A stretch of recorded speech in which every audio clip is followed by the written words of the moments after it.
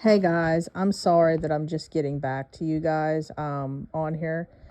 I worked today. I took calls and I honestly was so exhausted. I needed to be able to decompress, spend some time with the Lord. Anyways, I have a really good word for you guys, and then I will be resuming tomorrow as usual. But basically, the Lord put this on my heart to tell you guys because I think a lot of you guys are in this place. And honestly, it took me too to kind of like witness this myself to be able to truly understand this. Well, long story short, I don't know if you guys know the song by Ed Sheeran and Elton John. It's called Merry Christmas. It came out like I want to say 2 to 3 years ago for Christmas. Really well done performance. I love both of them, Ed Sheeran and Elton John, and together they're just epic. But it's a really good, heartfelt Christmas song. Okay. And basically it's about like people that passed away. It's about love. It's like just a really, really good song. Like it's just so emotional every time I hear it. Well, I was just listening to it as I was cleaning up the dinner mess. And basically what I wanted to come on here was like I had this thought to tell you guys. A lot of you guys are in places to where you just think if only my spouse would come back, things would be better. I could live again. My life is on hold until they come back. No, guys, your life is just beginning now. Okay? You have to understand, you got to start living your life now without them. Because as long as you don't, you're missing the point. Okay? And you're wondering like, well, why did this bring up, like with the song? Well, what happened was, basically, I was listening to the song, and the song more or less was talking about people that passed away. Well, I was instantly thinking about how my, dad is gone, and my mom, who was with my dad they were together like 36 years, but they were married for 25 or 26. And I mean, my dad wanted to marry my mom since he was 12 years old. Like, they were all each other ever knew. They were only with each other sexually. Like, they were their first everything. So, basically, what ended up happening is my mom was a wife all that time. She had, babies with my dad. She was my dad's wife. That's how she looked at herself. And then she looked at herself as our mother. Well, now that he's gone, okay, and she, was not old, not young, she honestly is like a lost puppy, guys. She doesn't know where she belongs. She trusts the Lord. She's dealt with a lot of trauma. I mean, like, that's just part of it, guys, to anybody that knows the story. She lost her husband and her mother, like, within 3 months apart. Both of them were young. My brother, that's another whole incident. My mom's dealt with a lot of trauma, a lot. And right now she's in a place to where she has to like rediscover who she is. So the fact of the matter is, guys, you need to figure out who you are without your spouse. Because how on earth are you ever going to cope if, God forbid, something happens to your spouse one day, which it will? One of you's going to go before the other. And just to show you, like, I'll give you some words of my mother-in-law of what she said years ago.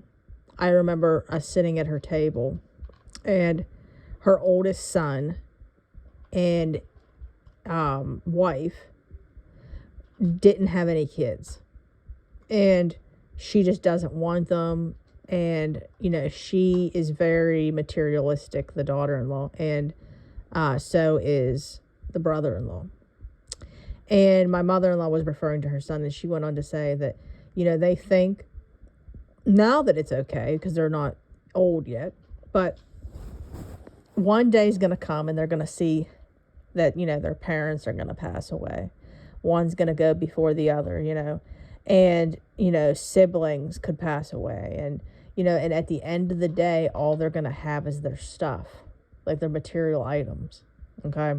Well, something that she cares about a lot, the sister-in-law, is like what she looks like, fancy clothes, fancy houses, traveling. She cares about all the things that are all temporary. Well, one day, it's true. One of, like her family, she lives for her mother, God forbid something, like people pass away.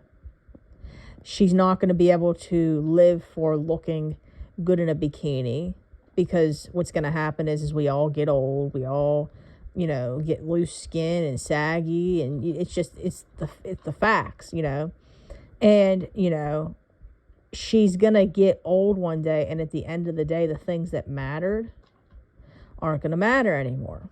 Okay. Because her identity's in all those things. Okay. And God forbid something could happen to her spouse, like the same situation. People just live and they think they're invincible. That's the problem. So my mom, to get back to,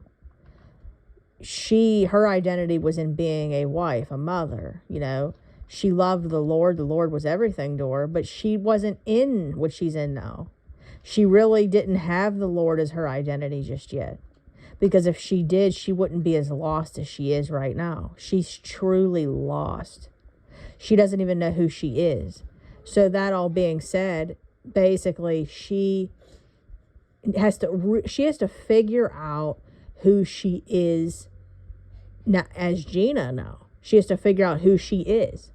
So basically it's really tough, guys. I mean, like when I look at her and I see her day in and day out struggling, okay, she's literally struggling. And then me and her again are in another separation process.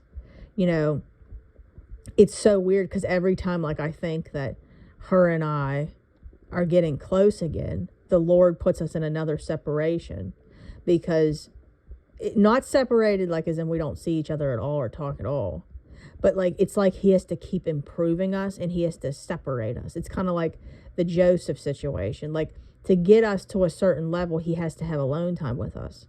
And this is why right now you guys are having alone time with you and your spouses, because you have no idea, guys. You have no idea. If you don't do this now, and you can't deal with this separation now, like, we can't live for a human being. I wish that I could just give you all the wisdom that the Lord has instilled in me over this period of going in and day out. You have to truly love yourself and figure out who you are as a person with the Lord. Okay? We have to make sure we do this, because this is the problem today. Okay? If you live for an individual, like I literally lived for my family. Okay? My family is pretty much dead. Okay? I have some left over. Okay? And basically because of all the deaths in the family, it caused, what's the word for, a lot of the family to break up because of what has happened. Okay? But I'm trusting the Lord. I'm trusting the Lord with all my heart, all my understanding, because I don't understand it. It hurts. No, we're not meant to have to understand. We don't have to understand. You know what I mean? This is the God's, they were his before they were ours. So what I'm trying to emphasize here, guys, is this alone time that you're having. Embrace it.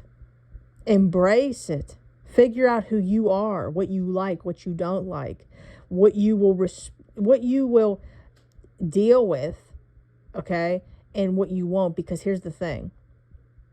You have to respect yourself. And I'm going to tell you one thing. If somebody sees that you don't value yourself, that's a reflection of how you feel about yourself. And if you want any type of wisdom, that right there can make anybody see you differently. I'm telling you right now.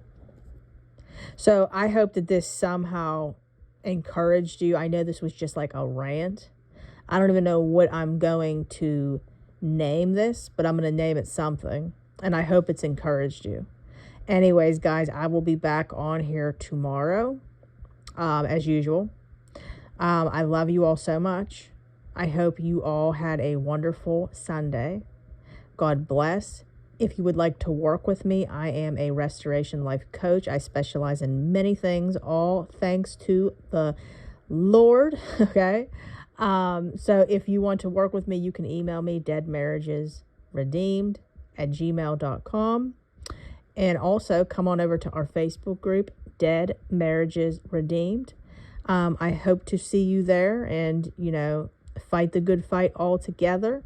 So again, guys, remember, the best is yet to come, and God is going to blow your mind if you stay the course. All right, guys, God bless. Bye.